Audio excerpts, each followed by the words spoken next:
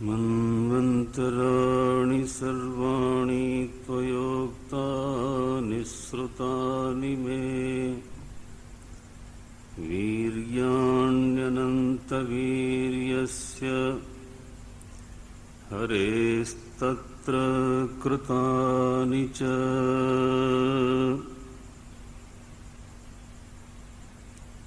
त्वत्तस्तस्य सुतास्योक्ता इक्ष्वाकुप्रमुखा नृपाः तेषां वंशं पृथग् ब्रह्मन् वंश्यानुचरितानि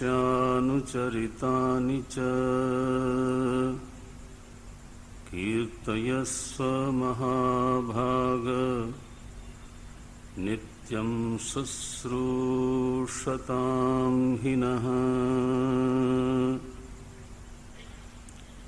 नवम स्कंद का आरंभ जहाँ होता है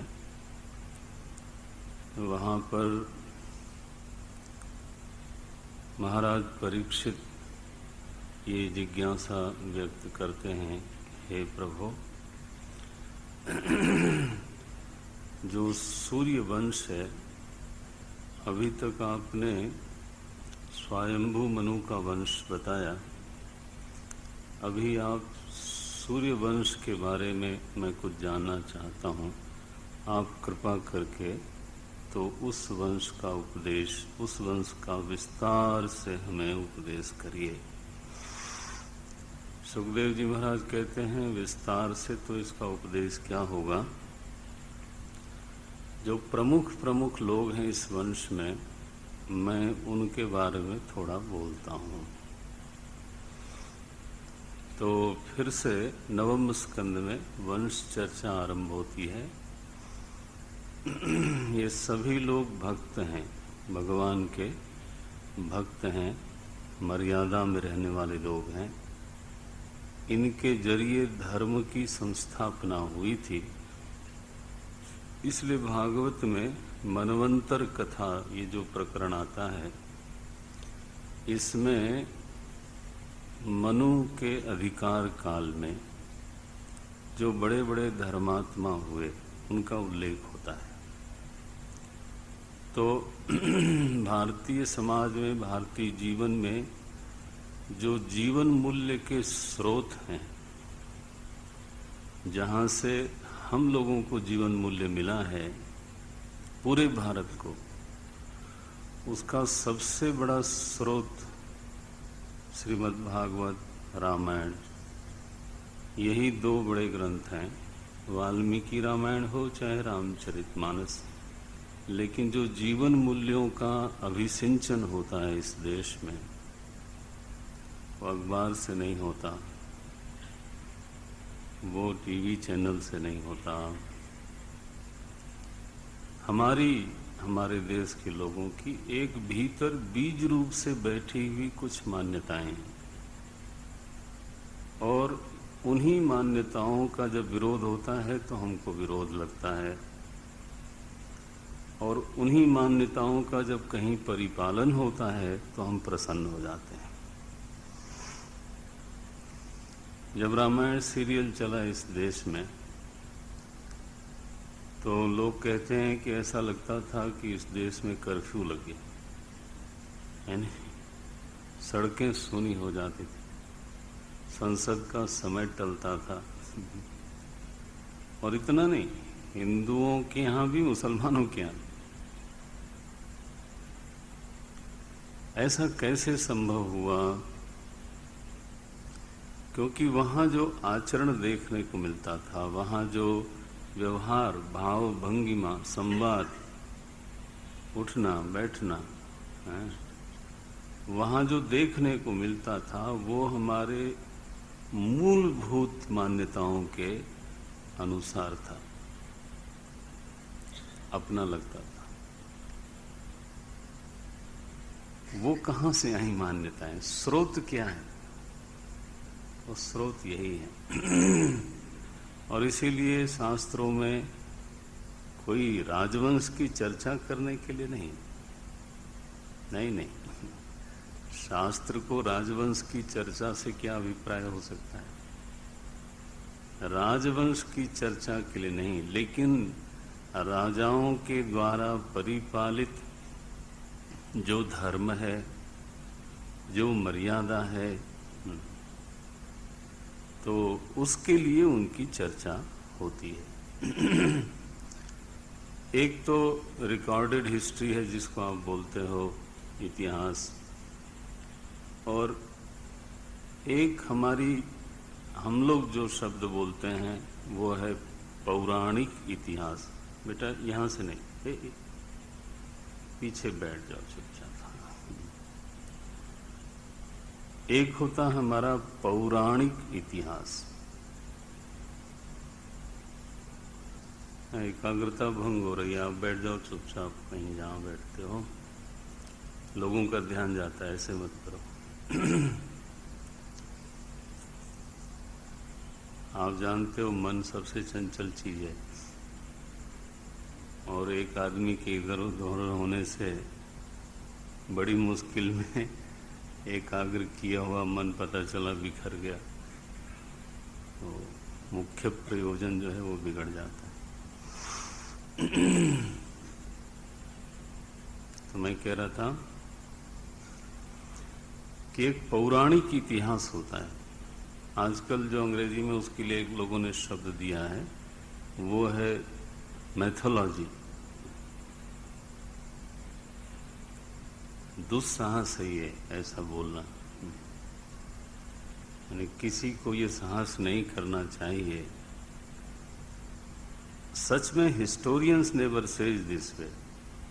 हमारी कितने लोगों से चर्चा हुई, अच्छे खासे हिस्टोरियंस, वो कहते हैं what we have given the world is pre historical. उन्होंने जो शब्द दिया है वो है प्राग ऐतिहासिक काल, प्री हिस्टोरिकल। उन्होंने ये नहीं कहा कि ये मैथोलॉजी है, मिथ है।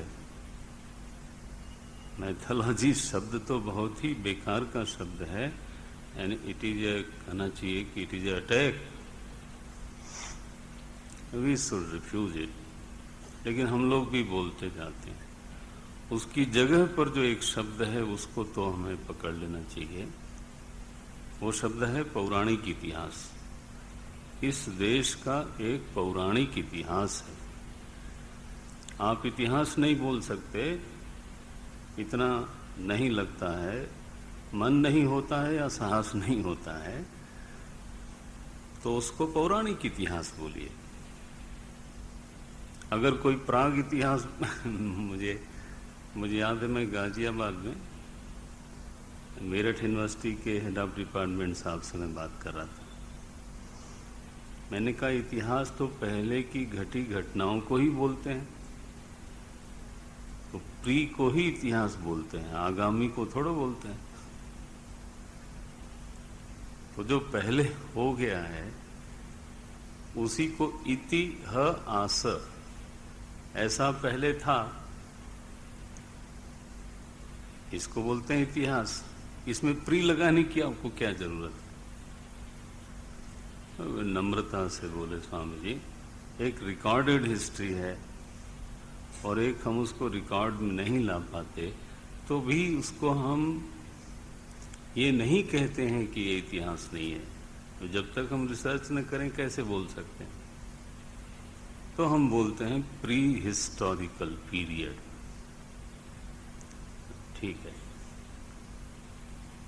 हमारा शब्द है पौराणिक इतिहास, और वो ब्रह्मांड का इतिहास है। प्रातः काल की जो हम लोग सत्र में बात कर रहे थे, एक ब्रह्मांड की, एक देश की नहीं, विश्व की नहीं, एक ब्रह्मांड की एक आयु है, उसको बोलते हैं कल्प।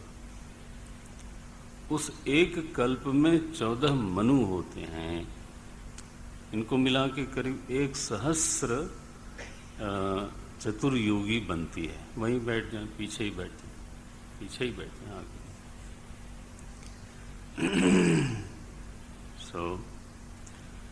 एक 1,000 चतुर्युगी का एक कल्प, एक ब्रह्मांड हुआ, और फिर उस ब्रह्मांड में ये जो 14 मनु हैं, इन्हीं के काल में जो बड़ी बड़ी घटनाएं घटी, जो बड़े बड़े प्रसंग आए, यहाँ तक कि जो भगवान का अवतार हुआ, उनका जो वर्णन है वो भागवत है। और ब्रह्मांड भगवान का विग्रह ही है, इसलिए असल में भागवत का वर्णन माने भगवान का वर्णन। तो कहते हैं सबसे पहले सृष्टि काल में ब्रह्मा जी प्रकट हुए और ब्रह्मा जी के मानस पुत्र हुए मरीचि। 9 प्रजापति हमने गिनाए थे पहले, उसमें से पहले प्रजापति हैं मरीचि। और मरीचि के पुत्र हैं कश्यप ऋषि, वो भी प्रजापति कहलाते हैं। कश्यप ऋषि की 2 पत्नियां हैं, दिति और अदिति। दिति की जो संतानें हुई हैं उनको बोलते हैं दैत्य, और अदिति की जो संतानें हुई उनको बोलते हैं आदित्य। सो कश्यप ऋषि और दक्ष कन्या अदिति, इन लोगों के दाम्पत्य से एक संतान हुई, उसका नाम था विवस्वान। ये भगवान राम का वंश की बात चल रही है। तो बिल्कुल मूल में ले जा करके हमको जोड़ते हैं। Rootless children, we are not rootless children, हमारी अपनी जड़ें हैं, हमारा अपना एक इतिहास है, हमारे अपने एक संस्कार हैं, संस्कृति है। उसी को इंगित करने के लिए, उसी को दृढ़ करने के लिए ये प्रश्न आते हैं और ये प्रकरण होते हैं। उसका रहस्य जानना चाहिए। भगवान से ब्रह्मा जी, ब्रह्मा जी से मरीचि, मरीचि से कश्यप, और कश्यप और अदिति से विवस्वान सूर्यदेव प्रकट हुए। विवस्वान के जो पुत्र हुए, संज्ञा उनकी पत्नी थी, तो विवस्वान के जो पुत्र हुए उनका नाम पड़ा वैवस्वत मनु। विवस्वान मनवे प्राह। और ये वंश भी चल रहा है इनके सहारे, और ब्रह्म विद्या भी बह रही है। ध्यान रखना, गीता जी की ब्रह्म विद्या इसी वंश से निकली है। भगवान ने 4थे अध्याय में इस वंश का नाम लिया, विवस्वान मनवे प्राह मनुरिक्ष्वाकवे ब्रवीत। विवस्वान को किसने दिया? बोले मैंने दिया। अब मिल गया होगा। भगवान से ब्रह्मा जी को, मरीचि को, फिर कश्यप को, फिर विवस्वान को। ये वंश परंपरा है और ये ब्रह्म विद्या की परंपरा है। इसी सूर्य वंश में जब भगवान ने अवतार लिया, और पूर्ण अवतार लिया, जिसको मर्यादा पुरुषोत्तम बोलते हैं, तो उनका नाम हम लोगों के आत्मा में बसा हुआ है, वो है भगवान श्री रामचंद्र, सूर्यवंशी। वैवस्वत मनु के पुत्र थे इक्ष्वाकु। इसी वंश में एक बड़े सम्राट हुए, महात्मा धर्मात्मा सम्राट, उनका नाम था इक्ष्वाकु। और इसका बहुत विस्तार से वर्णन है, और वो एक विद्यार्थी को स्वयं देखना ही पड़ेगा। सप्ताह के अनुष्ठान में प्रमुख का ही उल्लेख होता है। तो बोलते हैं इक्ष्वाकु उत्पन्न हुए, और इक्ष्वाकु के वंश में ही ध्यान रखें, महाराज सगर आए। हमारे यहाँ कहते हैं सागर का निर्माण उन्होंने किया, इसलिए उनका नाम सगर पड़ा। और गर सहित, विष सहित उत्पन्न हुए थे, तो उसको शांत कर दिया था, इसलिए भी उनका नाम सगर पड़ा। सगर ने जब अश्वमेध कराया, आपको स्मरण होगा, सगर के पुत्र थे अंशुमान। अंशुमान का ही वंश चला, उनके पुत्र थे दिलीप, फिर उनके पुत्र हुए भगीरथ। ऐसा वंश है ये, जहां भगवान पधारे हैं, ये ऐसा वंश है। इस वंश में भगीरथ हुए, जिन्होंने भगवती गंगा को अवतरित कराया। और इस तरह से ये वंश अंततः आगे बढ़ता हुआ बढ़ता हुआ बढ़ता हुआ तो रामावतार तक पहुंचता है, उसके आगे जाता है। तो इक्ष्वाकु के 9 और भाई थे, यानी मनु महाराज के 10 पुत्र हुए, उसमें से ज्येष्ठ थे इक्ष्वाकु। और उन्हीं में से एक राजा थे, एक पुत्र थे, उनका नाम था नाभाग। नाभाग सम्राट थे वो। और वो जब अपने गुरुकुल से वापस आए, देखो इसीलिए कहा जाता है कि व्यास जी ने लगभग सारी कॉन्सेप्ट को जूठी कर रखा है। व्यासोच्छिष्टम जगत सर्वम, वो इसीलिए कहा जाता है। तो नाभाग जब गुरुकुल से पढ़ के आए वापस, तो उनके भाइयों ने संपत्ति बांट ली थी ऑलरेडी। उन्होंने पूछा मेरे हिस्से में क्या है। उन्होंने प्राचीन काल में घटना, भाइयों ने कहा आपके हिस्से में पिताजी। वो वृद्ध थे, संपत्ति बांट ली। अब आप सोचो कि ये कोई नवीन कॉन्सेप्ट किधर है। ये घटना भी घट गई और इस तरह की चर्चा भी हो चुकी। तो नाभाग को भाइयों ने कहा ये पिताजी हैं आपके हिस्से में, हम लोगों ने यही आपके लिए तय किया है, तो आप इनका सेवा करो, लालन पालन करो, उनको ले जाओ। बड़ी पीड़ादायक बात है, लेकिन है। 4थे अध्याय में प्रकरण आता है। बोले ठीक है, ले जाएंगे। और उन्होंने पिताजी की सेवा की। पिताजी अनुभवी थे, विद्वान थे। एक बार ऐसा हुआ कि अब दरिद्रता तो थी न, चली संपत्ति तो कुछ मिली नहीं, तो कहीं यज्ञ में ये शामिल हुए। विद्वान ये भी थे, नाभाग भी विद्वान थे, यज्ञ में शामिल हुए। तो पिताजी ने कहा कि हमारे जो लड़के यज्ञ करा रहे हैं, इनको ये 2 मंत्र ठीक से आता नहीं है, इसलिए यज्ञ ठीक से पूरा नहीं हो रहा है।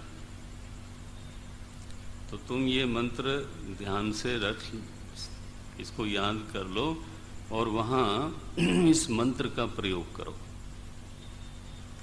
नाभाग ने मंत्र का प्रयोग किया और महाराज का यज्ञ पूरा हुआ, वो सफल मनोकामना हुए। तो नाभाग को जो ऐश्वर्य प्राप्ति हुई वो बूढ़े पिता के कारण, ध्यान रखना, भागवत जी तो ऐसे ही बोलते हैं। हाँ, एक छोटा सा सूत्र दे दिया उन्होंने और सारी संपत्ति नीचे चली गई लोगों की। तो ऐसे हुआ। इसी नाभाग के जो पुत्र हुए बाद में, उनका नाम था अम्बरीश। ये परम भागवत हैं, भगवान के चरणों में इनकी अनन्य भक्ति है। नाभागादम्बरीशो भूत महाभागवत कृति, नास्पृशद्ब्रह्मशापोऽपि यं न प्रतिहतः क्वचित् अम्बरीशो महाभागः सप्तद्वीपवतीं महीम् अव्ययां च श्रियं लब्ध्वा विभवं चातुलं भुवि। तो अम्बरीश महाभाग हैं, सप्तद्वीपा वसुंधरा इनको प्राप्त हुई शासन के लिए। अव्यय लक्ष्मी के ये अव्यय लक्ष्मी इनको प्राप्त हुई हैं। अतुल वैभव प्राप्त हुआ। सवै मनः कृष्ण पदारविंदयोः, ये परम भक्त हैं, इनकी मनोवृत्ति सदा श्री कृष्ण पादमूलम पादमूलम न मुंचति। धौतात्मात् पुरुषः कृष्ण पादमूलम न मुंचति। अम्बरीश का अंतःकरण धुला हुआ है, उज्जवल है, निर्मल है, कृष्ण में रमण करते हैं, अन्य में रमण करने में अंतःकरण असमर्थ है। चित्त बाकी जगहों को निम्न मानता है, वहां रमण कर नहीं पाता, वहीं बार बार अब ये जो कथा आई श्रीमद् भागवत में, बड़ी अद्भुत कथा है ये बहुत सारे एंगल होते हैं, लेकिन एक बात दिखाई कि भगवान भक्त के प्रति क्या भाव रखते हैं। कहते हैं द्वादशी की प्रधानता से एकादशी व्रत का अनुष्ठान किया अम्बरीश ने, और वो अनुष्ठान पूरा होने वाला था, आखिरी था। द्वादशी तिथि थोड़ी देर के लिए लगने वाली थी। उन्हें उसमें यह है कि पूर्व रात्रि से उपवास शुरू करके पूरे एकादशी में उपवास करके द्वादशी प्राप्त होने पर तो पारण करना।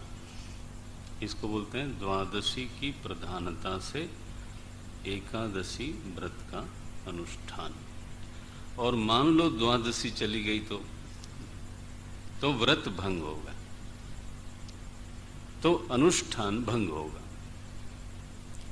अब उस दिन संयोग ऐसा था। अच्छा, हमारे यहाँ एक और समस्या, उदयातिथि मानते हैं, कई लोग नहीं मानते, दक्षिण में जैसे अलग होता है, इसलिए हिंदुओं में कई बार दो दो त्योहार आप सुनते हो। और हमारे पढ़े लिखे लोग कई बार ऐसा बोलते भी हैं कि डिसाइड कर लेना चाहिए, एक त्योहार घोषित करना चाहिए। वो हम समझते हैं, वो शिक्षा को भी समझते हैं, लेकिन इसको भी थोड़ा जानना चाहिए।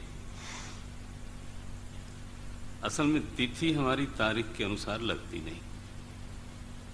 कभी जो तिथि है वो 4 बजे शाम से शुरू होती है, अगले दिन 10 बजे तक है सपोज, तो 2 दिन में तिथि व्याप्त हुई। आज के दिन 4 बजे, कल के दिन 10 बजे, 2 दिन में तिथि व्याप्त हो गई, तो 2 दिन त्योहार होगा। जो लोग उदया तिथि को नहीं समझते, मानते, वो पहले दिन करते हैं। और जो लोग उदया तिथि को प्रधान, उदया तिथि माने उदय काल में तिथि क्या है, सूर्योदय काल में। जरा अपनी बातों को समझना भी चाहिए, जबरदस्ती टिप्पणी करने की जल्दीबाजी नहीं करनी चाहिए। एनीवे, तो तिथियों का इस तरह से संक्रमण, चक्रमण होता रहता है। तो कई बार रात्रि भर मानो द्वितीया लगी, और उदया तिथि में आपको द्वितीया कितनी प्राप्त हुई, 2 घंटे, 1 घंटे, उसमें आपको पारण कर लेना है। वो अम्बरीश ऋषि की ये समस्या है। समय उनके पास कम था, नहीं तो व्रत भंग हो जाता। उस समय दुर्वासा ऋषि आ गए। अब ऋषि हैं, अतिथि देवो भव, तो उन्होंने निमंत्रित किया, महाराज पधारो। और पधारो तो बोले स्नान करके आता हूं। अब बोलो संकट हो गया, एक तो समय 1-2 घंटे का प्राप्त है और उसमें वो चले गए स्नान करने, और लगता है उस दिन ज्यादा ही स्नान शुरू हो गया। तिथि टलने वाली थी और इसके नाते उनका व्रत भंग हो जाता।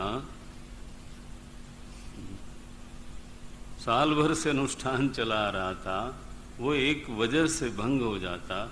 तो उन्होंने अपने विद्वान पुरोहितों से पूछा, महाराज अस्याम अवस्थायाम किम करणीयम, इस अवस्था में हम क्या करें? बोले जल पान करिए। जल पान जो है वो पारण है भी, आपने भोजन किया भी नहीं भी किया। उन्होंने जल पान किया, ब्राह्मणों के आदेश से किया। अब दुर्वासा ऋषि जब आए तो बोले तुम्हारा चेहरा जो है वो उपवास का नहीं लगता, ले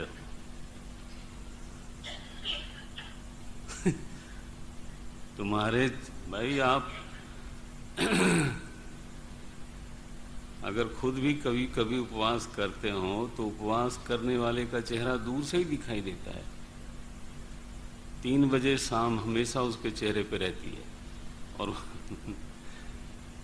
चढ़ती कला नहीं होती सिखों की भाषा में, उतरती कला होती है। 3 से 4 बजते हैं बस अंधेरे। तो बोले तुम्हारा चेहरा उपवास का चेहरा बिल्कुल नहीं लगता, लगता है तुमने भोजन कर लिया। उन्होंने हाथ जोड़े, बोले महाराज ऐसा ऐसा था, तो मुझे हमारे पुरोहित लोगों ने कहा कि आप जल पान करो, मुझे निमंत्रित करके तुमने पहले भोजन किया। वो इतने रुष्ट हुए, महाराज मैं दंड दूंगा तुमको।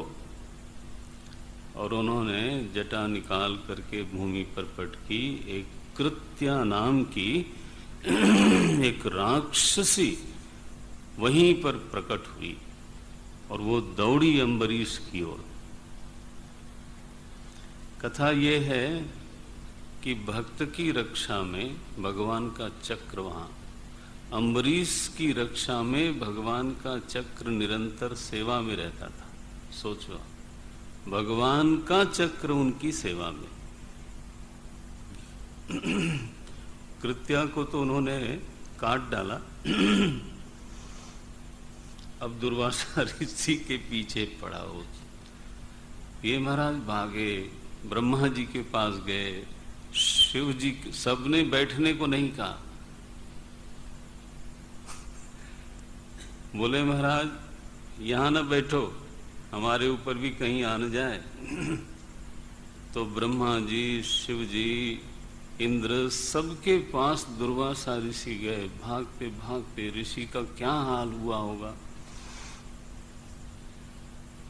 फिर भगवान विष्णु के पास गए, प्रभु आप रक्षा करो, आपका चक्र मेरे पीछे पड़ा है। तो ये वाक्य मैं पढ़ना चाहता था, भगवान का भाव क्या है। भागवत जी में लिखा है, ये 63वें श्लोक से बोलते हैं भगवान, 4थे अध्याय के,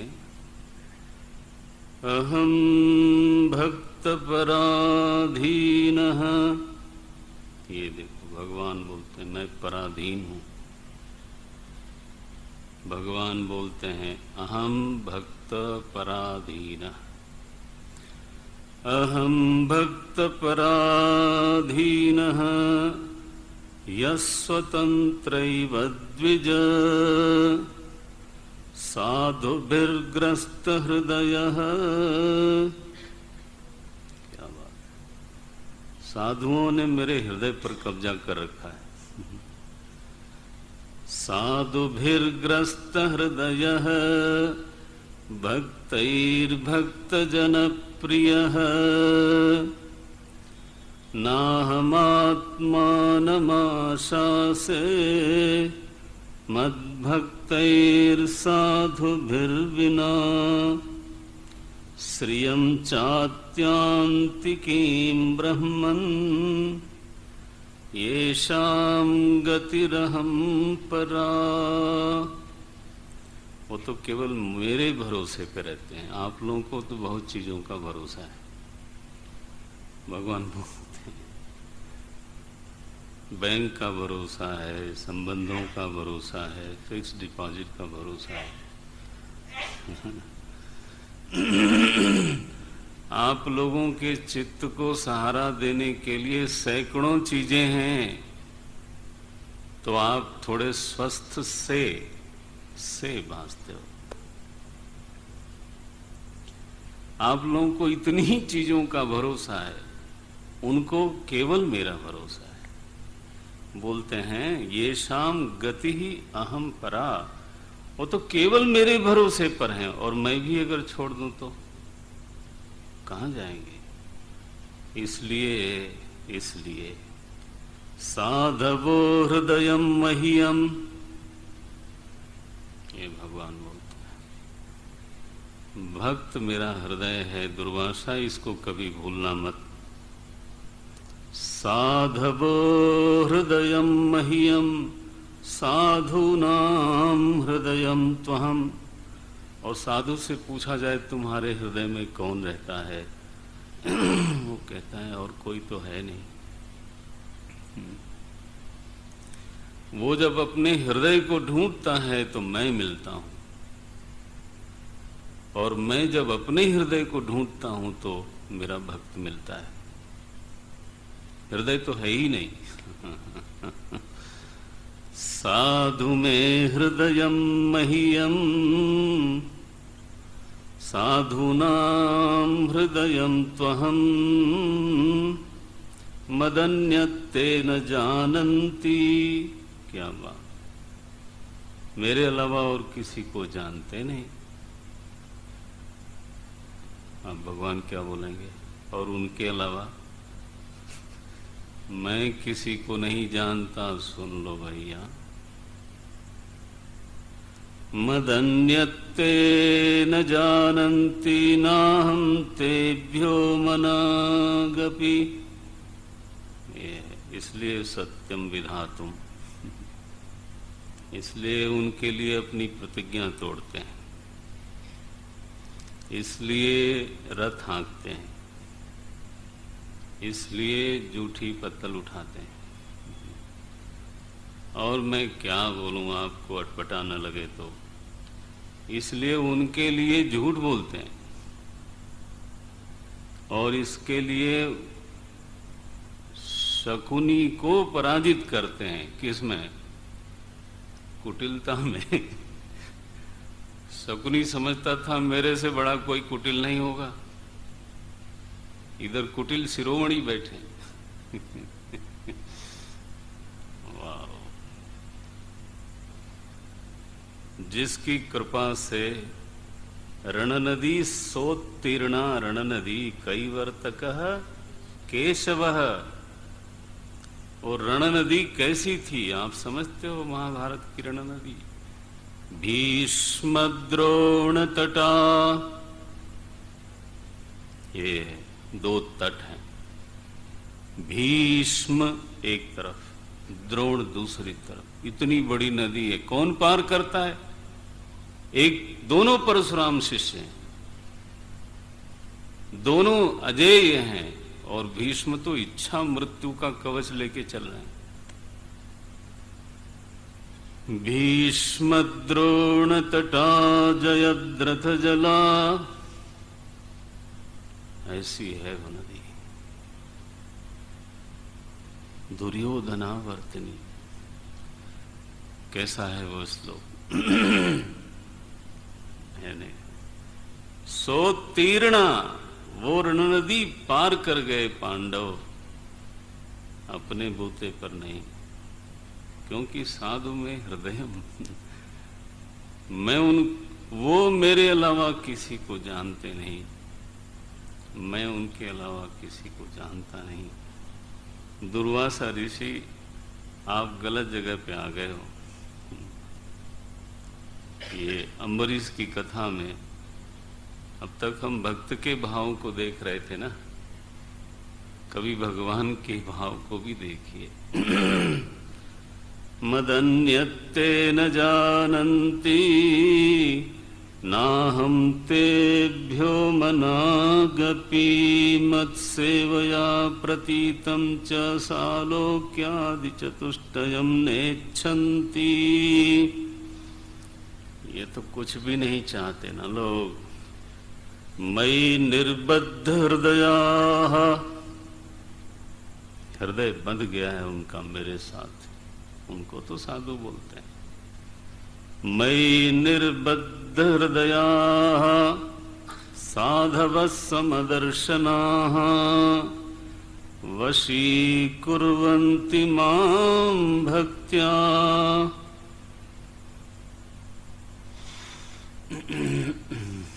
भक्ति से वो मेरे को वश में करते हैं। और दृष्टांत क्या है?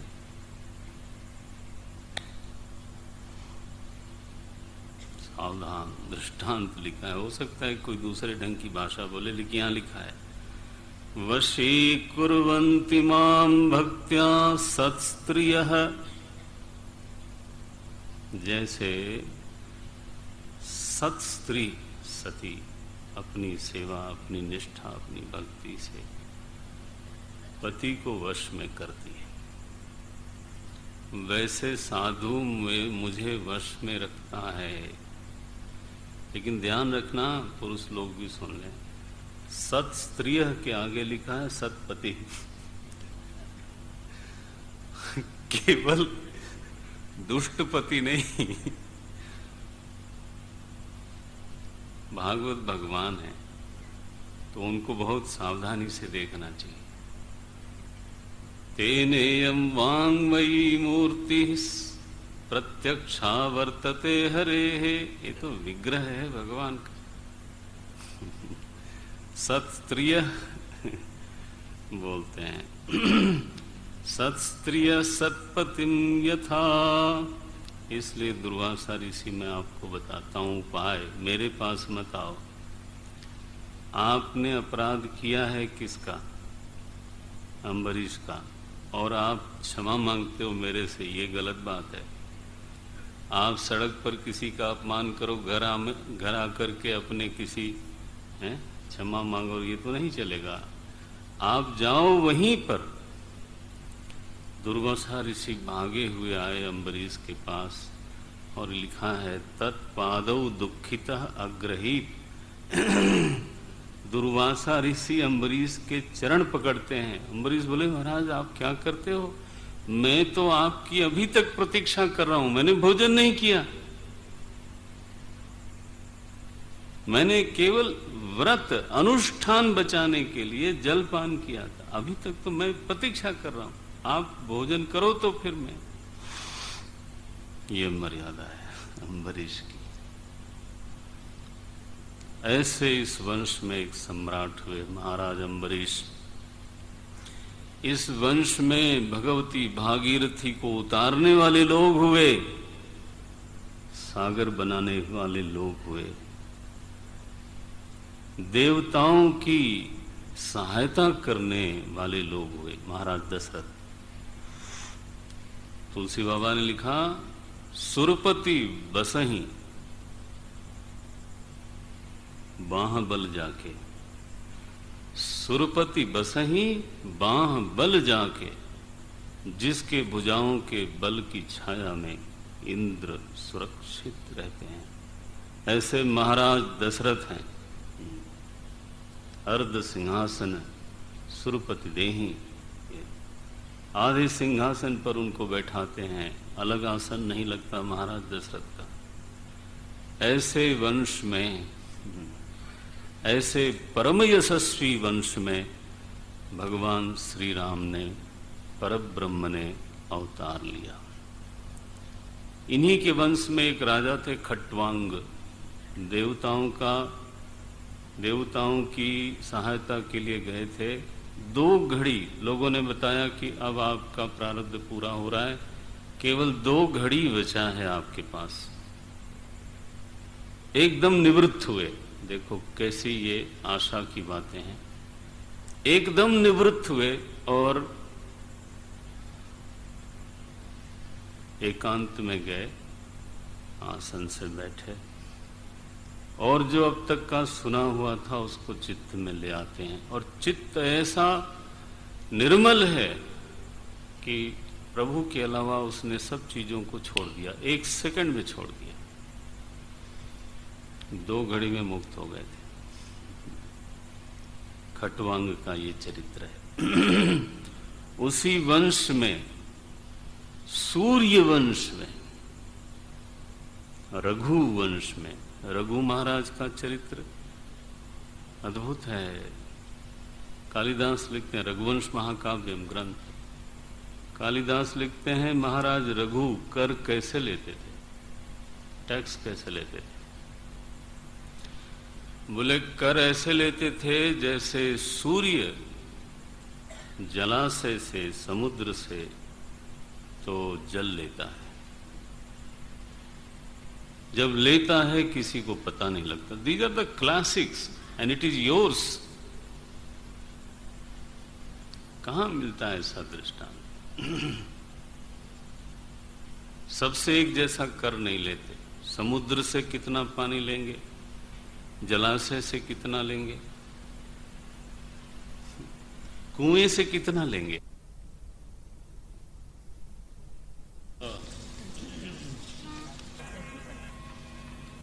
ठीक पहले शी वॉज नॉट पॉपुलर। वो एक नीची दृष्टि से देखी जाती थी, लेकिन समाज की एक अपनी साइकोलॉजी है। कोई अकस्मात इस तरह की बड़ी घटना घट जाए ना, तो इतिहास गवाह है कि समाज की मनोवृत्ति एकदम यू टर्न लेती है।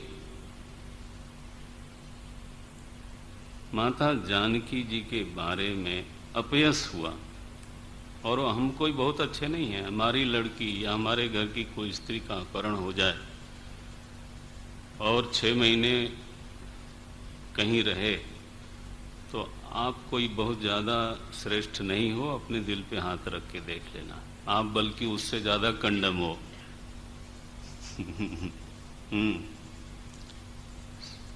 विवाह करना मुश्किल हो जाएगा उस कन्या का, या घर में रखना मुश्किल हो जाएगा। लोग सो मॉडर्न, मॉडर्न से क्या होता है, साइकोलॉजी तो वही है। तो अपयश फैला। भगवान जब रात को निकले, अपने कान से कहते हैं धोबी ने कुछ कहा ऐसा। इसका क्या मतलब है कि धोबी भी कहने लगा। धोबी ने कहा ऐसा नहीं। जब ये कहा जाए कि पुलिस कमिश्नर के लड़के का अपहरण हो गया, तो व्हाट डू यू मीन? एक लड़के का अपहरण हुआ? नो, उसका मतलब है इट सेज वॉल्यूम। इसका मतलब है लॉ एंड ऑर्डर इतना खराब हो चुका है कि even that fellow is not safe. तो इस वो एक कहने का तरीका है कि पूरे समाज में ये चर्चा होने लगी थी। भगवान ने जब ये सुना तो इमेज देखा कि माता जी का जो यश है, जो व्यक्तित्व है, छवि है, वो बिगड़ चुकी है। आप ध्यान देना इस पर। छवि, मरण काल में जो छवि हमारी है और हम मर गए, इसके बाद, मरने के बाद छवि का परिवर्तन नहीं होता। अगर दुर्योधन की छवि ये है कि वो एक अन्यायी था, तो आगे चल करके उसकी छवि बदल जाएगी, ऐसा कभी नहीं होगा। शकुनी की कितने साल हो गए महाभारत को, बदला? रावण की नहीं बदला। इतिहास में जो छवि लेकर के व्यक्ति मरता है, वह छवि उसकी बनी रहती है और वो चिरंतन होती है।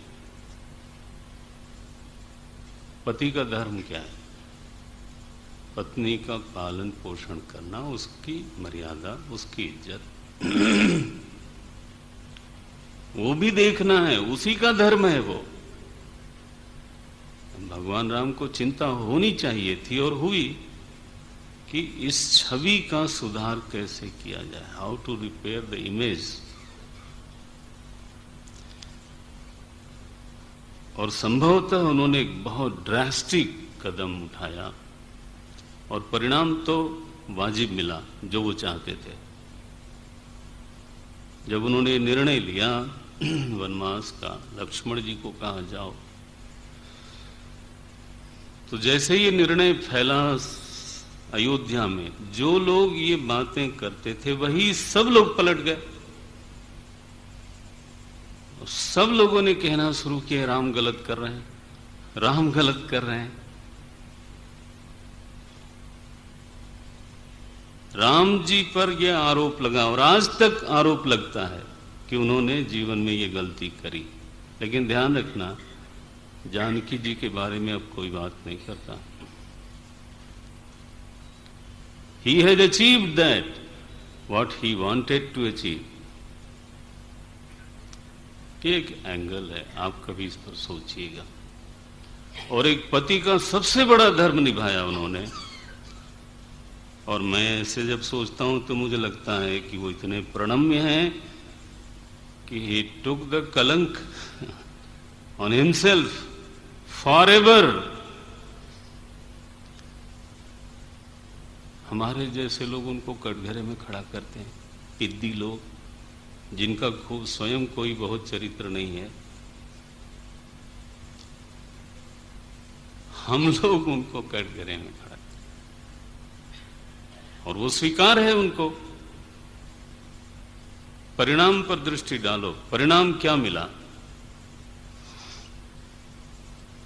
और भी देखो, जो उनके बच्चे थे वो पले वैसे ही पले जैसे राम लक्ष्मण शत्रुघ्न भरत पले थे। उन्होंने पढ़ाई करी, उतनी ही पढ़ाई करी जितनी इन लोगों ने की थी।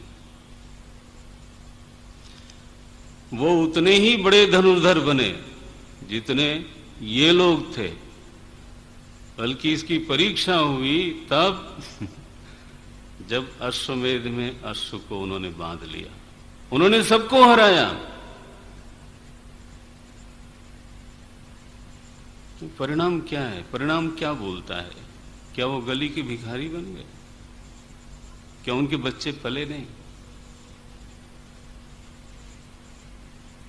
क्या बोलता है वो यही बोलता है कि वहां भी प्रभु ने एक उच्चतम मर्यादा का निर्वाह किया है।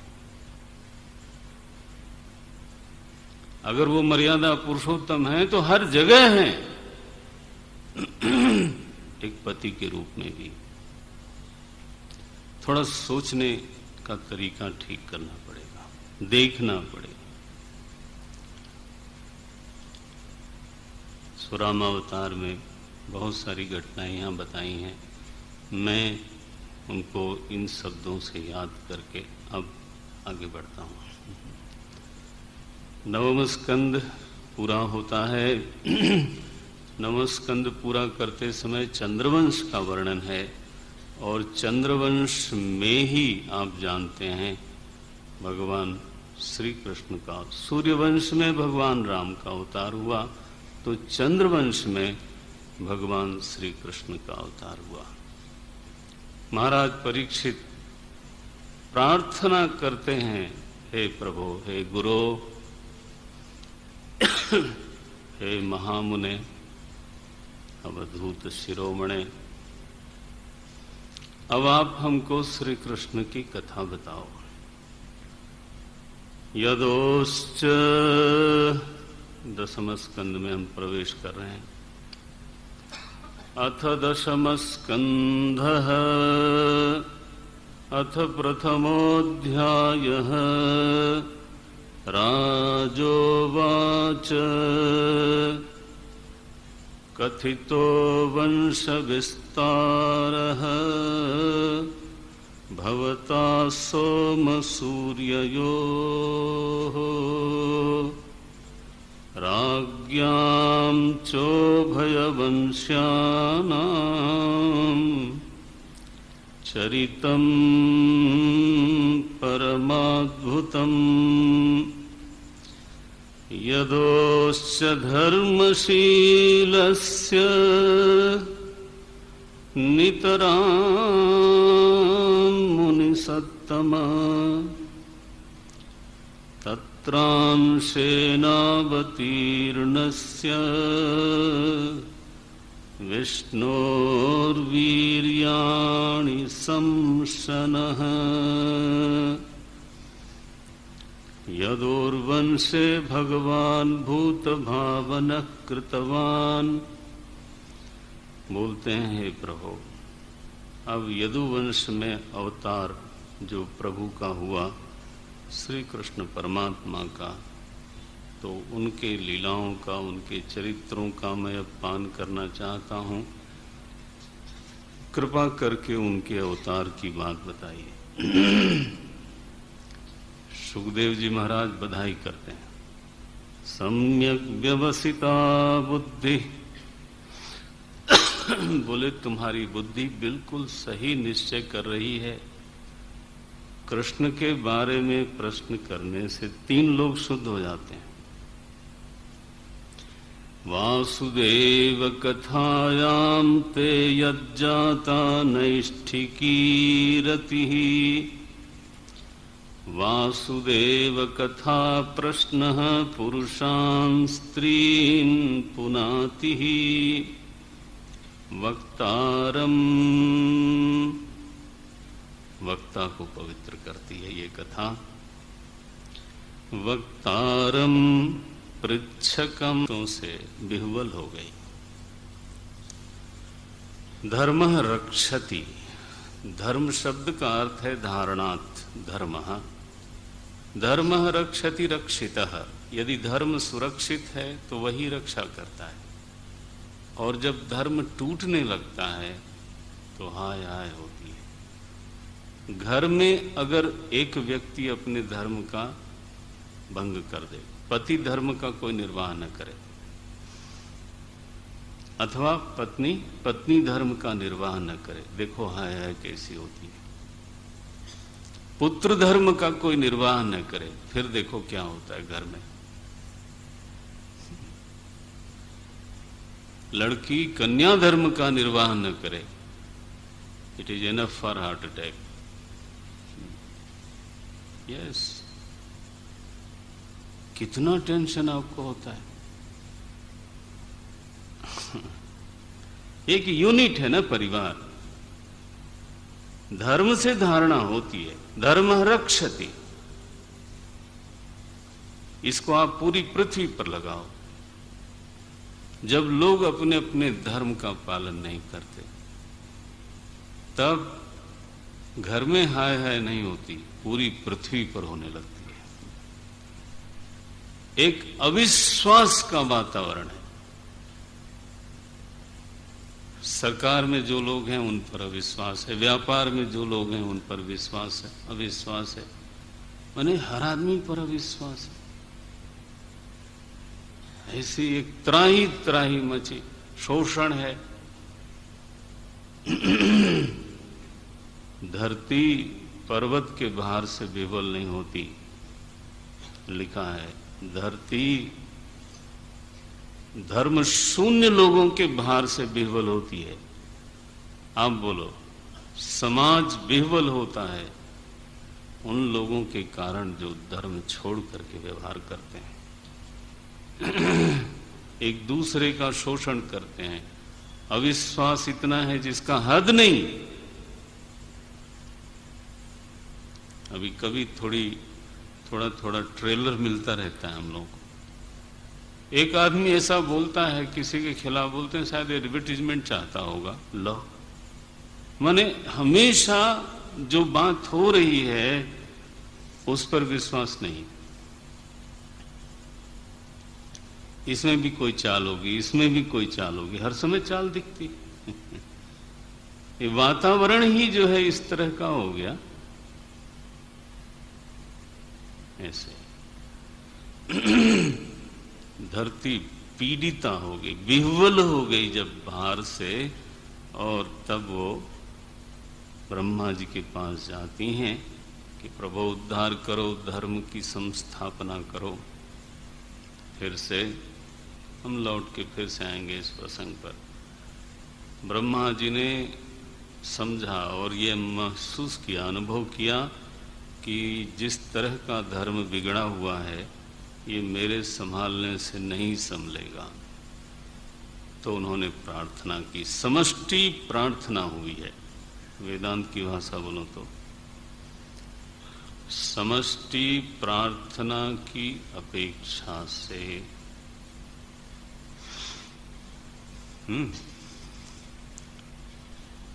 समष्टि पर करुणा वृत्ति में उपहित चेतन को अवतार कहते हैं।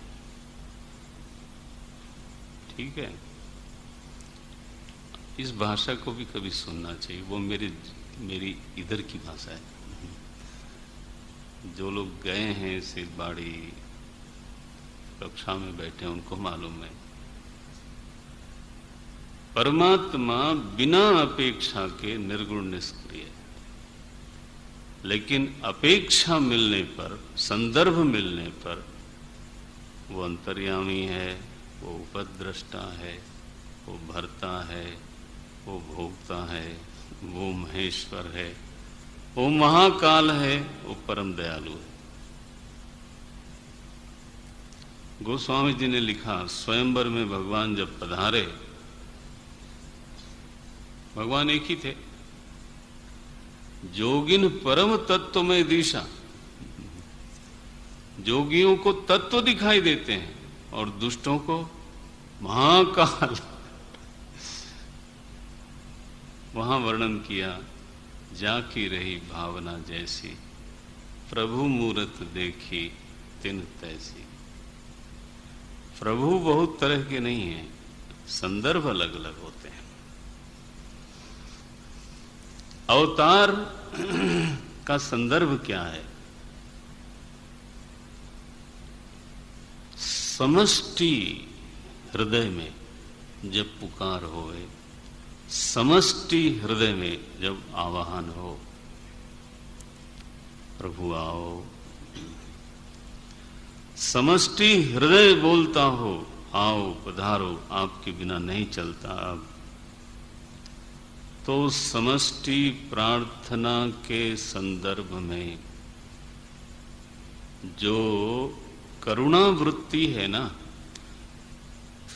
करुणा वृत्ति में उपहित चेतन, उसी को अवतार बोलते हैं। वो सर्वनेत्र गोचर होकर भासता है। शंकराचार्य जी ने लिखा है, नेत्र गोचरो भवति, ये बोलते हैं। कृष्ण किल संबभूव, भी कर सकते हैं, उससे बात भी करते हैं, उसको देखते ही। ते ही जो निर्गुण निराकार है, दूसरा नहीं, ते ही धरि देह चरित कर नाना,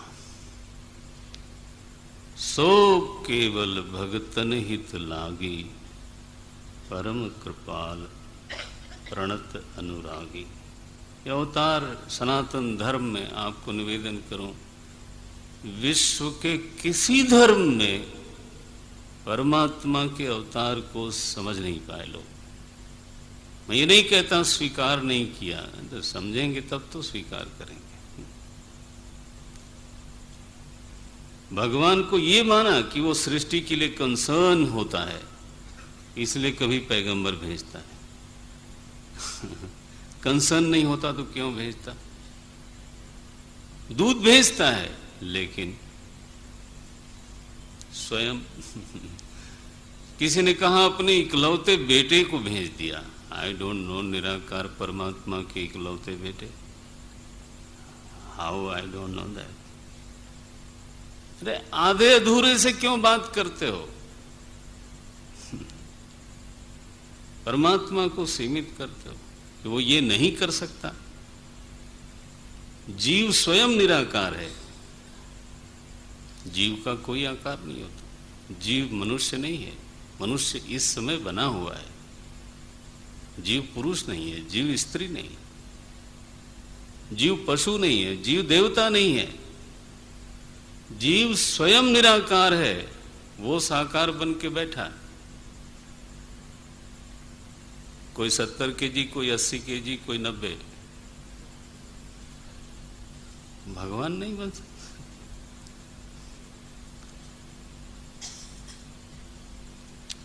सनातन धर्म इस बात को पक्के तौर पे स्वीकार करता है। नौ यदा यदा ही धर्मस्य ग्लानिर्भवति, हे भारत,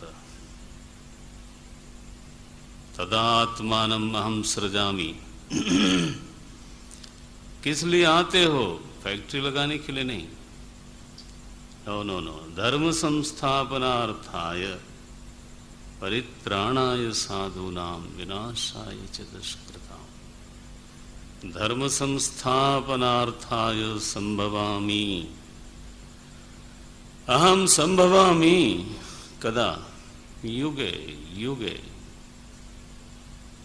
यदा कालो उपस्थितो भवति, यदा प्रसंगः उपस्थितः तदा आगमिष्यामि, आगच्छामि। ऐसा है मालिक का रूप। ते ही धरि ते। तो आज ऐसा हुआ, ब्रह्मा जी जो स्वयं समष्टि हैं, उन्होंने गहरी प्रार्थना करी, निर्मल हृदय से बोले, प्रभु संभलता नहीं है अब ये। पुरुषम पुरुष सूक्तेन उपतस्थे समाहितः, 20वां श्लोक, पहले अध्याय। जब वो समाधि में थे, बिल्कुल उनका हृदय भगवान को पुकार रहा था, उस समय लिखा, गिरस समाधौ गगने समीरिताम। समाधि में ब्रह्मा जी को यह व्योमवाणी गगने, या व्योमवाणी आकाशवाणी सुनाई पड़ती है, आऊंगा मैं, चिंता मत करो। विधीयतामासु तथैव माचिरम्। पहले ही 2 लोगों ने तपस्या कर रखी है और मैंने उनको वर दे रखा है, मैं उन्हीं के निमित्त से धरती पर आऊंगा। धराज्वरः भवद्भिः अंशैः यदुषु उपजन्यताम्। ऐसा आश्वासन दिया ब्रह्मा जी ने, सबको बताया कि भगवान स्वयं अवतरित होने वाले हैं। और यहाँ कथा आरंभ होती है। मथुरा में हम पहुँचते हैं। इस देश में संघीय शासन, जिसको गणतंत्र बोलते हैं, उसका जो बीज मिलता है मथुरा में मिलता है। वहाँ कई राज्यों की राजधानी थी, अकेले मथुरा में सूरसेन राजा थे। उनका राज्य था सूरमंडल, माथुर मंडल, दो मंडल के राजा थे वो। बोलते हैं सूरसेन के जो पुत्र थे उनका नाम था वसुदेव जी। इसलिए वसुदेव जी को कभी कभी शौरी ही ऐसा भी बोलते हैं, शौरी ही। सूरसेनस्य अपत्यम पुमान इति शौरी ही। ये राजा हैं। और उसी मथुरा में दूसरे राज्य के राजा हैं उग्रसेन। ये सब राजा लोगों की राजधानी वहां है, राज्य बड़े बड़े अलग हैं। क्षत्रिय वंश है, यदुवंश। उग्रसेन के भाई हैं देवक, और देवक की जो कन्या है उनका नाम है देवकी। और उग्रसेन का जो लड़का है उसका नाम है कंस। तो कंस और देवकी ये चचेरे भाई बहन हुए। तो 2 राजघराने हैं, एक सूरसेन और एक उग्रसेन। दोनों राजवंशी हैं, दोनों राजघराने हैं। एक जगह वसुदेव जी लड़के हैं, वहां देवकी लड़की है। आपस में विवाह तय हुआ और विवाह संपन्न हुआ। जब देवकी जी विदाई के लिए चली। अब यही प्रसंग है, बिल्कुल पहले से ही शुरू हो जाता है, पहली अध्याय से। देवकी जी जब विदाई के लिए चली तो भाई का हृदय प्रेम से बिल्कुल छलछला आया। कंस जो है वो सारथी को कहता है हटो, मैं रथ हाँकूंगा। वो सारथी की जगह बैठा, घोड़े की लगाम हाथ में लिया, राष्ट्र को हाथ में लिया। देवकी के प्रेम के कारण तो घोड़ा हाँकता हुआ चला। अब पता नहीं ये क्यों होता है। उस समय आकाशवाणी हुई, चुप रहे थे। क्या माने जरूरत है ये व्योमवाणी उस समय करनी। व्योम वाणी हुई। क्या वाणी हुई? ये 34वां श्लोक है। पथि प्रग्रहिणं कंसम् आभाष्याः शरीरवाक् अस्यास्त्वामष्टमो गर्भो हन्तायां वहसे बुधः। हे अबुधः, हे मूर्ख, ये बोलती आकाशवाणी। अस्याः त्वाम अष्टमो गर्भः हंता। इसका जो 8वां गर्भ है वो तुम्हारा हंता बनेगा। मूर्ख, तुम ये राश पकड़ करके इतना दुलार दिखा रहे हो। अब देखो, इस आकाशवाणी का एक तो फल ये है कि कंस का जो व्यक्तित्व है ना, वो एक क्षण में हमारे सामने आ जाता है। गोस्वामी जी ने लिखा, खलकै प्रीति, खलकै प्रीति जथा थिर नाही, दामिन दमक रही घन माही। बादल में जैसे बिजली चमकती है, उजाला होता है, लेकिन उस उजाले में किताब नहीं पढ़ सकते, उस उजाले से रास्ता नहीं दिखता। दुष्ट के हृदय में भी कभी प्रेम होता है, हैं जी, लेकिन उसको आप प्रेमी न समझ बैठना। एक कोई निमित्त तो उपस्थित होगा, वो एकदम पलट जाएगा। बोल, खलकै प्रीति जथा थिर नाही। एक क्षण पहले इतना प्रेम था, आकाशवाणी हुई, हुआ करे, मर जाऊंगा और क्या कर लूंगा। कोई संत होता तो ऐसा बोलता, कोई साधु पुरुष होता तो ऐसा बोलता, ठीक है मारेगा मारेगा,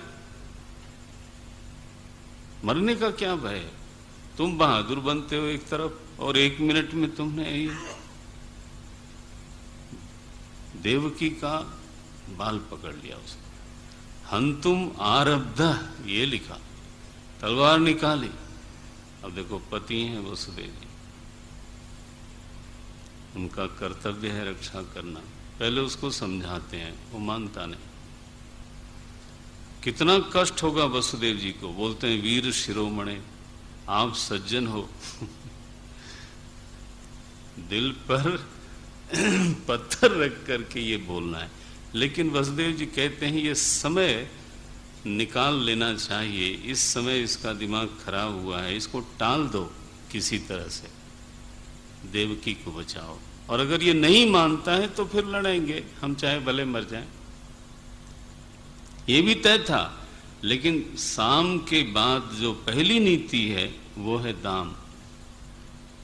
उन्होंने क्या प्रस्ताव किया, इससे तुमको कोई भय नहीं है, बच्चों से भय है, मैं बच्चे समर्पित करूंगा तुमको। और वसुदेव जी की विश्वसनीयता इतनी गहरी है कि कंस जैसा दुष्ट भी उसको स्वीकार करता है। विवाह हुआ, घर गई, पहला बच्चा आया, उसको दिया उन्होंने जाके। उसने कहा,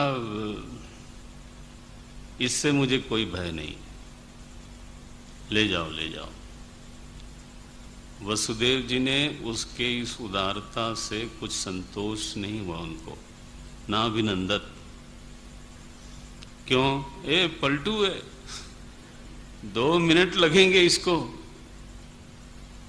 नारद जी आए, उस बीच में उन्होंने कहा कि मैंने सुना है, खबरी हैं वो तो, मैंने सुना है कि देवता लोग धरती पर आ रहे हैं और वो तुम्हारे वध की पूरी योजना बना चुके हैं। वो जो कथा आप सुनते हो ना, माला में 8 कौन सा है, वो तो भागवत में नहीं है।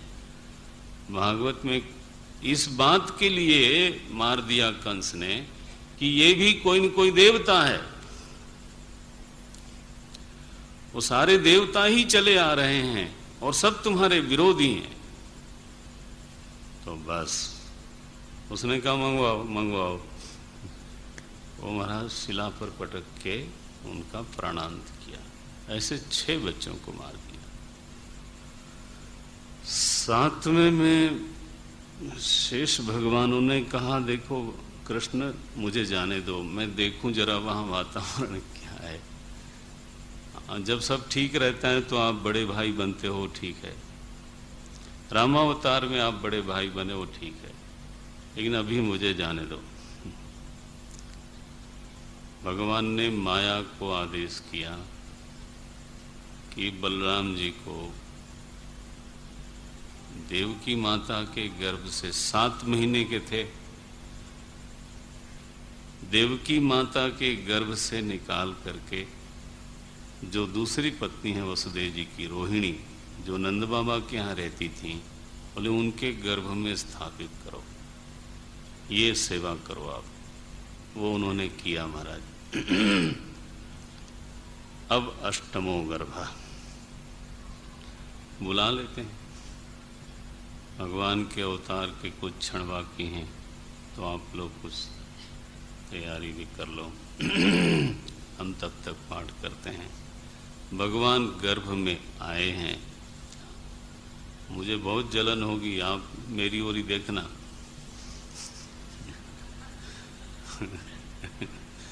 इधर उधर नहीं। तो भगवान जब देवकी पहले वसुदेव जी के शरीर में प्रविष्ट हुए, पिता के शरीर में पहले बालक जाता है, जीव जो है पहले पिता के शरीर में उपस्थित होता है। तो वसुदेव जी के शरीर में जब भगवान प्रविष्ट हुए, वसुदेव जी का तेज ऐसा बढ़ गया कि उनकी आंख से कोई आंख मिला नहीं सकता था, चुंधिया जाती थी आंख। कंस को लगा कुछ फर्क हो रहा है, कुछ बदल हो रही है। फिर जब देवकी के गर्भ में भगवान स्थापित हुए, और रोज आता था कंस जेल में देखने के लिए। उस दिन देखा देवकी मुस्कुरा रही थी उसकी ओर देख के। उसने कहा, इतनी पवित्र मुस्कान है इसकी। भागवत में लिखा, शुचिस्मिता, इतनी पवित्रता से तो कभी ये मुस्कुराई नहीं। इसकी मुस्कान बताती है कि इसके गर्भ में, हाँ जी, कोई बड़ा ही दिव्य संतान है। और उसकी आंखों में तेज देखो, इसके चेहरे पे तेज देखो। ये 20वां श्लोक है 2 अध्याय का। ताम वीक्ष्य कंसः प्रभयाजितांतराम विरोचयन्तीं भवनं शुचिस्मिताम् आहैष मे प्राणहरः। कंस मन में कहता है, आ निकल गई उसकी। एष में प्राणहरः, ओ गर्भ में दिख रहा है, यही मेरा प्राण हरण करने वाला है। ध्रुवं श्रितो यन्न पुरे यमीदृशी। पहले तो ये ऐसी नहीं थी, अभी जो तेज है, अभी जो इसका हास्य है, अभी जो रंग ढंग है, पहले कभी था नहीं। निश्चित है इसके गर्भ में मेरा हंता प्रवेश कर गया है। वाह! उस समय कारागार में एक सख्त प्यारा है, भगवान ब्रह्मा जी आए स्तुति करने के लिए, शिव जी आए। देखो कारागार में ही ये लोग स्तुति करके स्वागतम करके और फिर गए। शुभ मुहूर्त उपस्थित हुई। देखा भगवान को गोकुल जाने की इतनी जल्दी है, वो उत्सव का पहला ही गीत गोकुल से बहुत अच्छा है। असल में आधी रात को भगवान का जन्म हुआ। निशीथे तम उद्भूते, निशीथ बेला में आधी रात मनुष्य सो रहा था, पूरी मानव जाति सुसुप्त गाढ़ निद्रा में। उस समय भगवान का जब अवतरण हुआ, उत्सव किसने मनाया? उत्सव प्रकृति ने मनाया। अगर संभव है, सामर्थ्य है, तो इसका आस्वादन करिए। न्याय दर्शन में कहा गया 9 द्रव्य होते हैं, 5 महाभूत हैं, पृथ्वी, जल, अग्नि, वायु, आकाश। मन, आत्मा, दिक् तत्व और काल, ये कुल 9 द्रव्य हैं। और भगवान का जब अवतार होता है तो यह 9 द्रव्यात्मक जो प्रकृति है वो अपनी अतिरिक्त शक्ति लगा करके स्वयं का श्रृंगार करती है, भगवान का स्वागत करती है। हर जगह ऐसा वर्णन है। मैं यहाँ पढ़ रहा हूँ केवल, बाकी जगह भी वर्णन है। भगवान का अवतार हुआ राम जी का, तो वहाँ भी शीतल मंद सुरभि बह बाऊ, ऐसे बोलते हैं। तो यहाँ भी नवद्रव्यों की शुद्धि बताई है और प्रकृति इस तरह से उत्सव मनाती है। सबसे पहले काल, सर्वगुणोपेत कालः परम शोभनः, काल परम शोभायमान है। अथ सर्वगुणोपेत कालः परम शोभनः, यर्हेवा जन जन्मर्क्षम। काल में इतनी प्रसन्नता कहाँ से आई? बोले जब देखो तब ये वेदांती लोग बोलते थे वो अकाल है, जब देखो तब बोलते थे कालातीत है। काल के भीतर नहीं आता, काल के भीतर नहीं आता। आज मैं ढोलक बजाऊंगा काल प्रसन्न है, कहता है मेरे गर्भ में आए महाराज, सकाल होके आए। जन्माष्टमी, अष्टमी तिथि में, रोहिणी नक्षत्र में, काल में आए। उत्सव मनाऊंगा। गुणोपेतः, काल प्रसन्न है, दिशाएं प्रसन्न है। दिशा प्रसेदुः, देखो ये प्रकृति का उत्सव है। गगनम निर्मलोडुगणोदयम, और गगन में जैसे चंदोआ छाया हुआ, सारे तारे जो छिपे छिपे रहते हैं वो भी प्रकट हो गए। निर्मलोडुगणोदयम, और मही, धरती का उत्सव, जैसे गांव गांव में मंगल शोभा हो। मही मंगल भूइष्ठ पुरग्राम ब्रजाकराहा, एक विशेष शोभा है। इस शोभा को कैसे समझाएं हम? जैसे घर में ना किसी के होने से शोभा होती है और वो चला जाता है तो लगता है बहुत कुछ चला गया, चीजें सब वही थी। लेकिन ऐसे तो भगवान का जब आगमन होता है तो सारी धरती शोभायमान, मही मंगल भूयिष्ठ पुरग्राम व्रजाकरा। नद्यः, ये जल शुद्धि है। नद्यः प्रसन्न सलिला, ये संस्कृत आपको आसान नहीं लगती, ज्यादा मधुर है। नदियां बिल्कुल प्रसन्न जल वाली हैं। नद्यः प्रसन्न सलिला हृदा जलरुह श्रियः। ध्यान रखना, भगवान कृष्ण लीला पुरुषोत्तम है, सीधे खड़े भी नहीं होते, बांके बिहारी बोलते हैं उनको।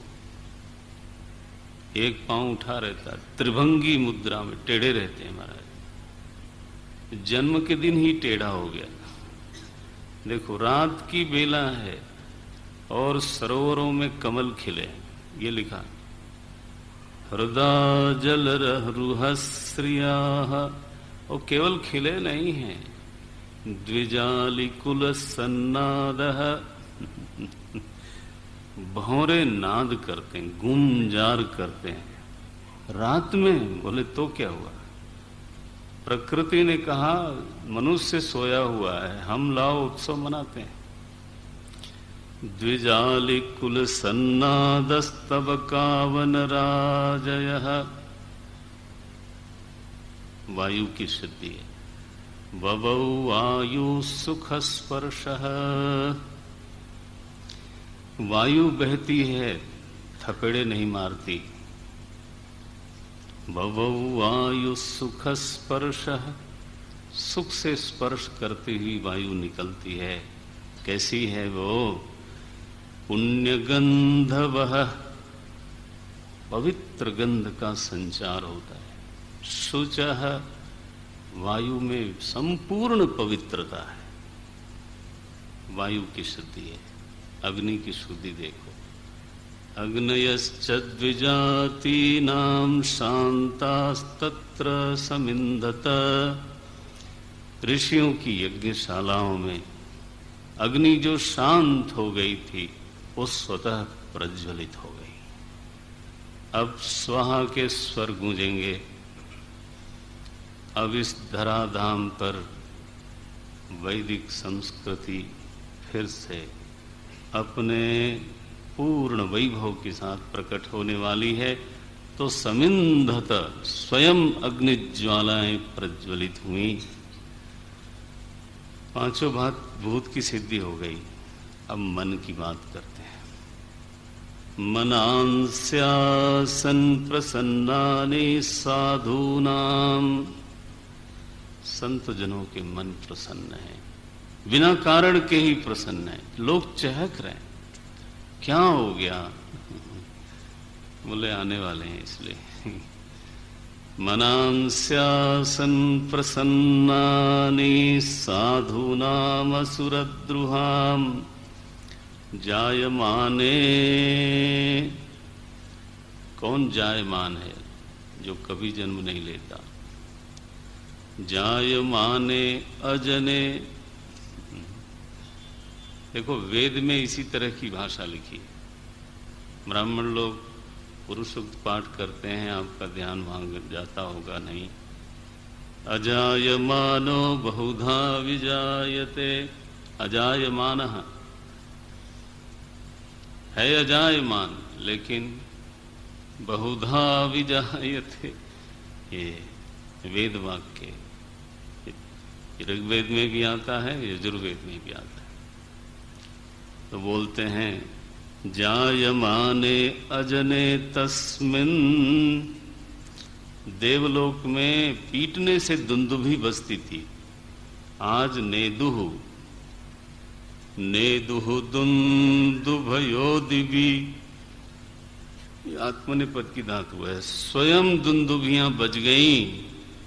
बोले आज तुम्हारे भगवान आते हैं, आज तो हम बजें। जगो किन्नर गंधर्वा, थोड़ी देर में क्या देखते हैं? आकाश में विमान विमान विमान चारों तरफ,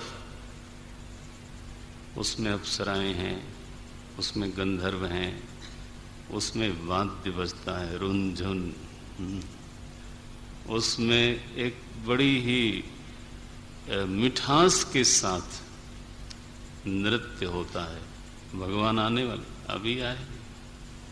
आकाश मंडल में विमानों की पंक्तियां लग गईं, वहां गान होता है, नृत्य होता है। क्या कोई वर्णन करेगा? प्रकृति, व्यास भगवान की महिमा क्या बोलें कोई। प्रकृति जब उत्सव मनाती है, मनुष्य कहां खड़ा हो सकता है। बोलते हैं जगु किन्नर गंधर्वाः तुष्टुवुः सिद्धचारणाः विद्याधर्यश्च ननृतुः। विद्याधरों ने नृत्य किया, अप्सराओं ने नृत्य किया, गंधर्वों ने गान किया। ऊपर से पुष्पांजलि गिरती है। मुमुचुर्मुनयो देवाः सुमनांसि मुदान्विताः। कल्प वृक्ष के, नंदन वन के पुष्प डाली के डाली उड़ाए जाते हैं। ये प्रकृति उत्सव है। मुनि लोग अपने सुमन अर्पित करते हैं। मुमुचुर्मुनयो देवाः सुमनांसि मुदान्विताः। आज बादलों को बड़ा आनंद है। क्यों आनंद है? बोले जब जब वो कहते थे भगवान से मिलाओ, लोग बोलते थे तुम्हारा दिल काला है। बादलों तुम काले हो, सेवा करो जगत की, हृदय निर्मल होगा तब भगवान मिलेंगे। बादलों ने कहा आज तो हमारा दिन है, आज तो भगवान हमारा रंग लेके आए, और आज तो उनका नाम भी हमारे नाम पे पड़ने वाला है। घनश्यामा, घनश्याम जी आने वाले। तो आज वो रोक नहीं पाते। लोगों ने कहा कि गरजो मत, अभी छोटा, अभी निकलेगा तो उसको चोट लग जाएगी। मंदम मंदम, सीधे मंदम मंदम जलधराः जगर्जुः। हल्के हल्के जैसे तबले की थाप हो। मंदम मंदम जलधरा जगर्जुरनुसागरम। सागर की घोर अंधेरी रात है, आधी रात। देवकी कैसी हैं? बोले जैसे पूर्व दिशा हो, प्राची हो। पूर्व दिशा में पूर्णिमा का चंद्र आता है। पूर्णिमा का चंद्र सदा पूर्व दिशा में, पूर्व दिशा में सूर्योदय होता है। देवकी क्या है? देवकी नहीं है भाई, दुनिया को प्रकाश देने वाली है। मानो पूर्व दिशा हो। लिखते हैं देवक्याम देवरूपिण्याम विष्णुः सर्वगुहाशयः आविरासीत यथा प्राच्याम। ये हैं देवकी माता। यथा प्राच्याम दिशि इंदु इव, इंदु इव पुष्कलः आविरासीत। भगवान का इस तरह से अवतार हुआ। पूर्व दिशा जैसे जैसे पुष्कल पूर्ण चंद्र प्रकट होता है, धरती को ताप से मुक्त करने के लिए शीतल चंद्र, शीतल प्रकाश, वैसे परमात्मा श्री कृष्ण का आविर्भाव हुआ। वर्णन है तम अद्भुतम, तमद्भुतम बालकमंबुजे क्षणम। कैसे भगवान देखते हैं? जैसे जहां देखते हैं वहां कमल खिल जाता है। शब्द देखो, अंबुज ईक्षणम। इसका उल्टा करूं तो समझ में आए। जैसे कभी लोग देखते हैं तो बोलते हैं उनकी आंखों से आग बरस रही थी, हैं? अभी क्या है, भगवान की आंखों से फूल बरसते हैं। अंबुजे जिधर देख लो धन्य हो गया। अद्भुतम बालकम, बोले बालक बालक है, अद्भुत क्या है? अरे बाले बाले कह, इसके रोम रोम में ब्रह्मा रहते हैं। सर्व ब्रह्मांड का अधिनायक, अधिष्ठान, जिसका कभी जन्म नहीं हुआ, जिसमें सब जन्मते लीन होते हैं, आज वो बालक बन के आया है तो अद्भुतम। तमद्भुतं बालकमम्बुजे क्षणं चतुर्भुजं शङ्खगदार्युधं शङ्खगदार्युधायुधं श्रीवत्सलक्ष्मं। वक्षस्थल पर एक सोने की लकीर के रूप में लक्ष्मी जी रहती हैं सदा। वत्सलक्ष्मं गलशोभिकौस्तुभं पीतांबरम। वाव, परमात्मा इस तरह से अवतरित हुए। स्तुति करी है वसुदेव जी ने, फिर देवकी जी ने स्तुति की, फिर भगवान ने बताया कि आपके गर्भ से हम कैसे आए। आप वृष्णि थी, वसुदेव जी सुतपा थे। वृष्णि ही स्वायंभुवे सती तदायम सुतपा नाम प्रजापति। अयम सुतपा नाम प्रजापति। वसुदेव जी, माता जी आपका नाम था वृष्णि, आप लोगों ने तप किया था, वर मांगा था, और इसलिए हम फिर आपके वर के अनुसार आए हैं। युवां मां पुत्र भावेन ब्रह्म भावेन च। ये देखो, ये 45वां श्लोक है, तीसरे अध्याय का 45वां श्लोक। भगवान अंत में बोलते हैं, तुम दोनों मुझे पुत्र भाव से भी और ब्रह्म भाव से भी, दोनों भाव से देखो। युवां मां पुत्र भावेन ब्रह्म भावेन चासकृत चिंतयन्तौ कृतस्नेहौ यास्येथे मद्गतिं पराम। आपको मेरी ही गति प्राप्त होगी। ऐसा जैसे ही कहा भगवान ने, देवकी माता के हृदय में इच्छा हो रही है मैं अपने बालक को देखूं। ये चतुर्भुज रूप, भगवान बच्चे हो गए। ये 46वां श्लोक है। इति उक्त्वा श्रीधरितुष्णीं भगवानात्ममायया पित्रोः संपश्यतोः सद्यः बभूव प्राकृत शिशुः। बिल्कुल प्राकृत छोटे बालक। ओ शोर मचाया कन्हैया ने। प्रेरणा हुई है, वसुदेव जी लेकर के गए। जब उठे तो सारे बंधन छूटते चले गए, द्वार खुलता गया। वसुदेव जी यमुना पार करते हैं और वहां यशोदा जी का भी द्वार खुला हुआ है। क्या अद्भुत है। उनको प्रसव हुआ, उनके पास कोई नहीं, और वो इतना थकी हुई हैं, सो गई प्रसव के बाद। उनको पता नहीं चला कि लड़की हुई कि लड़का हुआ। वसुदेव जी मोहित से, जैसे कोई देवाविष्ट हो, ऐसे आविष्ट की तरह बच्चे को रखते हैं और वहां से देवी को लेकर के फिर वापस आते हैं। अब देवी जी ने शोर मचाया और यहाँ कल कंस के साथ उनका व्यवहार होगा और वहाँ नंद बाबा के यहाँ जन्मोत्सव होगा। आरती करते हैं।